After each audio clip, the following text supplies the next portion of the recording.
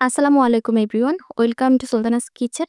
আজকের পর্বে আমি আপনাদের সাথে নুডলস দিয়ে ভীষণ মজার একটি নাস্তার আইটেম শেয়ার করব। মাত্র 10 মিনিটে এই আকর্ষণীয়, হেলদি এবং টেস্টি নাস্তাটি আপনারা সহজেই তৈরি করে নিতে পারবেন। আর এর স্বাদের কথা বলতে গেলে তো এর স্বাদ অসাধারণ হয়। ছোট বড় সবাই অনেক পছন্দ এবং আগ্রহ করে খাবে। আশা করছি আমার আজকে এই নুডলসের রেসিপিটা আপনাদের কাছে ভালো লাগবে। চলুন তাহলে আর কথা না বাড়িয়ে মূল রেসিপিতে চলে যাই। নাস্তাটি বানানোর জন্য আমি প্রথমে এখানে নিয়ে নিয়েছি 1 প্যাকেট নুডলস, সাথে নুডলসের মশলাটাও নিয়ে নিচ্ছি। এখন আমি এই নুডলসটাকে রান্না করে নিব। এর জন্য চুলায় একটা প্যান বসিয়ে আমি তাতে দিয়ে দিচ্ছি 200 ml এর মতো পানি। পানিটা যখন ফুটে উঠবে তখন আমি এখানে নুডলসের কেকটা দিয়ে দিচ্ছি, সাথে নুডলসের মশলাটাও আমি এখানে অ্যাড করে দিচ্ছি। এবার এগুলোকে আমি রান্না করে নিব। চুলার আঁচটাকে মিডিয়ামে রেখে অনবরত নেড়ে চেড়ে নুডলসটাকে রান্না করে নিতে হবে। খুব বেশি একটা সময় লাগবে না, 2 মিনিটের মধ্যেই দেখবেন পানিটা সম্পূর্ণরূপে শুকিয়ে আসবে আর নুডলসটাও সেদ্ধ হয়ে যাবে। যখন পানিটা শুকিয়ে নুডলসটা এরকম রান্না হয়ে যাবে তখন আমি এটাকে চুলা থেকে নামিয়ে নিব। এখন আমি অন্য একটা বাটিতে ভেঙে নিচ্ছি 2টা মিডিয়াম সাইজের ডিম, সাথে দিয়ে দিচ্ছি 1/3 কাপ পরিমাণ পেঁয়াজ কুচি। আমি এখানে একটা বড় সাইজের পেঁয়াজকে কুচি করে কেটে নিয়েছি।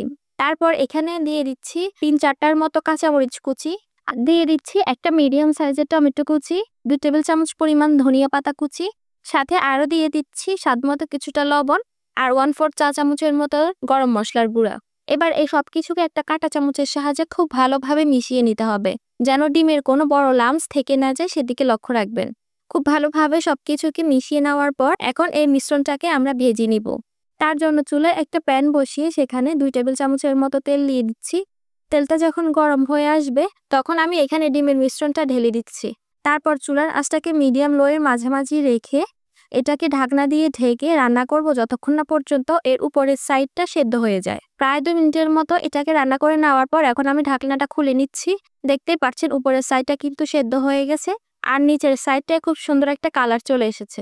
এখন আমি এখানে আগে থেকে যে নুডলসটা রান্না করে রেখেছিলাম সেটা এক সাইড দিয়ে দিয়ে দিচ্ছি। তারপর এই ডিমের অপর সাইডটা একটু ফোল্ড করে নিচ্ছি। এখন এভাবে এটাকে আমি আরো 1 মিনিটের মতো রান্না করে নিব। তারপর এটাকে আমি উঠিয়ে নিব। দেখতেই তো পেলেন কত অল্প সময় এবং অল্প কিছু উপকরণে এই মজাদার নাস্তাটি তৈরি হয়ে গেল। এই নাস্তাটাকে দেখতে আরো আকর্ষণীয় করার জন্য আমি এখানে এর উপরে কিছু ধনিয়া পাতা কুচি ছিটিয়ে দিচ্ছি। তারপর আরো দিয়ে দিচ্ছি কিছুটা চিলি ফ্লেক্স। আর দেখতেই তো পেলেন এরই মাঝে নাস্তাটা দেখতে কতটা আকর্ষণীয় এবং সুন্দর দেখাচ্ছে। আমার কাছে মনে হয় যারা কখনোই নুডলস খায় না তাদেরকে যদি আপনি এভাবে নুডলসটা রান্না করে পরিবেশন করেন তখন তারা অনেক আগ্রহ ভরে খাবে আর খেয়ে আপনার প্রশংসাও করবে। আর বাচ্চারাও কিন্তু এভাবেই নুডলসটা খেতে অনেক বেশি পছন্দ করবে। আশা করছি আজকের এই সহজ এবং সিম্পল নাস্তার রেসিপিটা আপনাদের সবার কাছে ভালো লেগেছে। ভালো লাগলে অবশ্যই বাসায় একবার হলেও ট্রাই করবেন আর আমার চ্যানেলটি সাবস্ক্রাইব করে আমার সাথেই থাকবেন।